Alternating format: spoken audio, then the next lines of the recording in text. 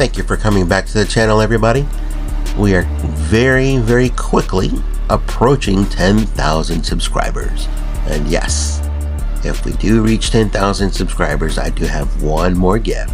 But if you unsubscribe, then, well, you're out of the picture. This is a commission project, by the way. And yes, it's another Batman, or Batman. All parts and figures were provided by the customer. This is the Val Kilmer Batman and the George Clooney Batman. And together we are going to combine them to make the Panther suit. Of course, if you saw the thumbnail, then you know exactly why you're here. Well, I know why you're here. You want to stay till the end and find out what that Panther suit turned out to look like.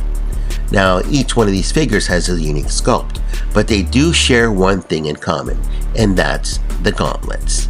Both the Val Kilmer suit and the George Clooney suit have the same gloves. What makes this unique on the Val Kilmer is the head sculpt. It has some grooves up by the ears, and those have to be filled in with epoxy sculpt.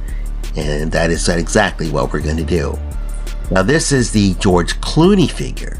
What makes this one unique is the emblem on the chest and the belt. Those are sculpted into the body. You cannot remove those. You have to Dremel those out. And yes, it takes a while to do so because you want to replace them with these. A custom resin emblem and a custom resin belt.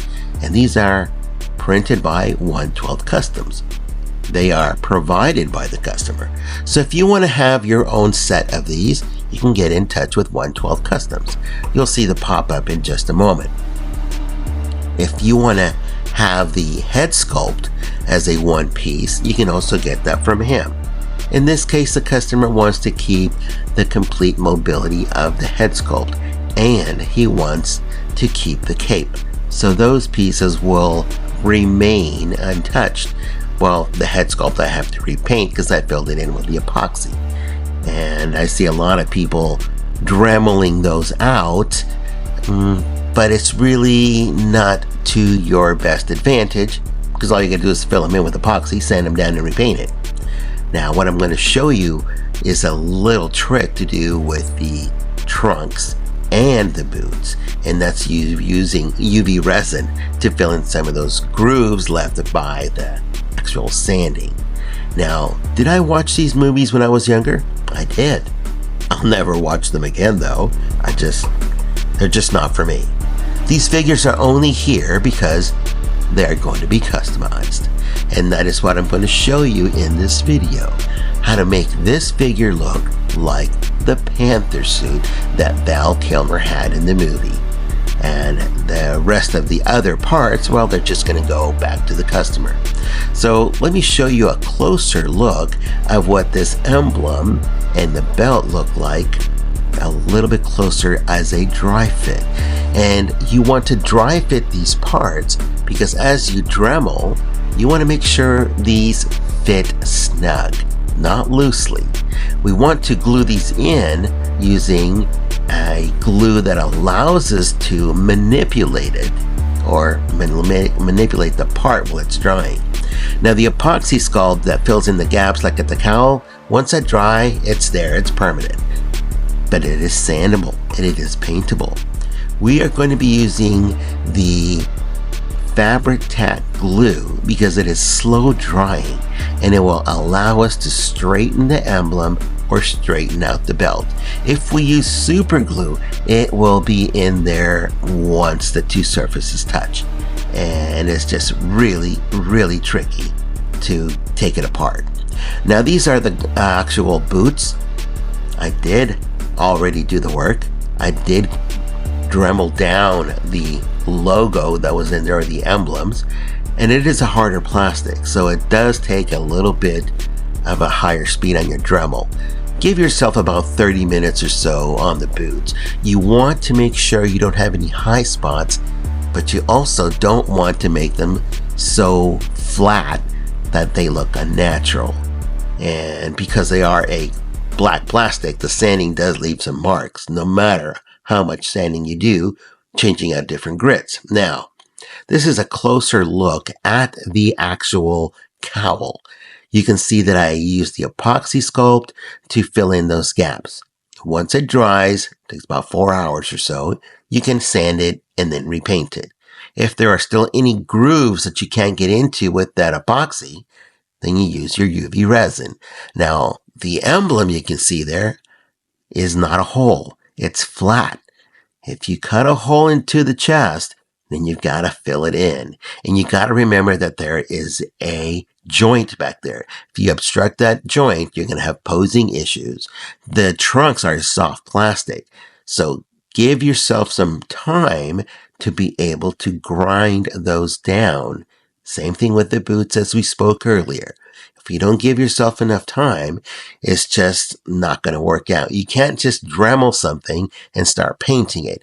There's a lot of prep work for each one of these areas.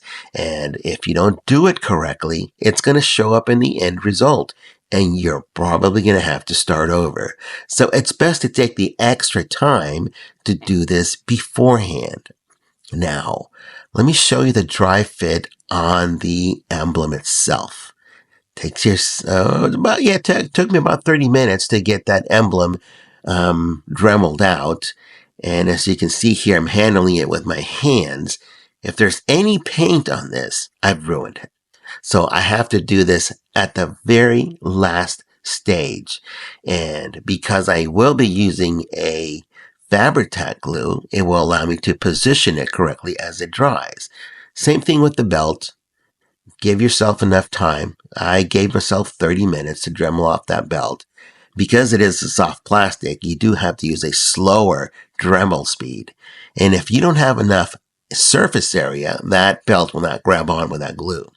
This is what I want to show you. This is my sanding paper, and it has a foam backing. And I've actually soaked it in UV resin. I've attached it to this alligator clip, and I'm going to then swab it over the surface, applying the UV resin, and it fills in any of those unsightly grinding or sanding lines that are left behind that make it unsightly. Put this into your UV cure machine, whether it's a handheld or fixed on a desk. It looks awesome once it's cured, because then you can resand it once it's cured and make it look matte again. And then you can repaint it if you have to. In this case, I will repaint it. But it looks so much better. Now there's plenty of surface for that belt to grab onto when I glue it on. And then, of course, we can move on to the Dremel bits that I want to show you that I used. The one I use primarily is this one right here. It is more of a stone, and it used to be a little bit more pointed, but I've used it so much that I've, well, worn it away. This took the blunt of the grinding at different speeds. And then I switched over to a different bit because I want to use that groove that's at the edge or this tip. And I used that to go to the very edge of the emblem to, well, get underneath and keep it flat as well. And then I switched over to this one. Also a flat surface on it, and I kept it flat to make sure it was even all the way across, because the emblem is also flat on the backside, and I wanted to have enough surface to glue onto. And let's move on to the next. So it is time for one more dry fit. And these parts are somewhat painted. Actually, the belt is fully painted, and it's in the Vallejo Chrome. You'll see that in just a moment with the clip showing you what paint it is. The yellow on the emblem is the yellow ink. You'll see that tagline coming up soon. But I did a dry fit because I want to make sure that these parts are going to fit properly even after painting them. Now, that emblem has to be painted in yellow before doing the dry fit, and you have to allow it to fully dry. Once it's dry, you can then glue it into place with the fabric tack glue, because you can reposition it, straighten it out if you need to. Once it's dry, then you can come back in and fully paint the emblem. Other than that, you do not paint it on its own. Here is the Vallejo metal color that I used to paint the belt. It is a dark silver. It's supposed to be a chrome, but it's really not chrome. But it does have a good look to it. And I did use the fabric tack glue to glue it in. It holds really well. It's finally dry and it's in place. I still have to finish off the emblem. But this is what the belt looks like once it's fully painted. And yes, I did use an airbrush. Why? Because it just looks that much cleaner. Let's go on to this part. The chest emblem, as I mentioned before, has to be painted in yellow. And even before you paint it yellow, you still have to paint it white because you want your yellows to pop. Otherwise, using the gray as a base is going to give you a dirty, dingy yellow. Once it's glued in place, after it's fully dry, then you can come back in and finish off the emblem with the black. If you do that beforehand, you could ruin the paint on your emblem. So here's your semi-finalized piece. And I'll say semi because I did finish painting the emblem, but that belt on the ends or the edges where it meets the actual molded belt, I didn't like the way it looked. So I placed some epoxy sculpt to taper off those edges. I have to wait for them to dry. Other than that, this figure is ready. I'd have to do a final seal coat once that belt is finally dry so I can repaint it and seal it.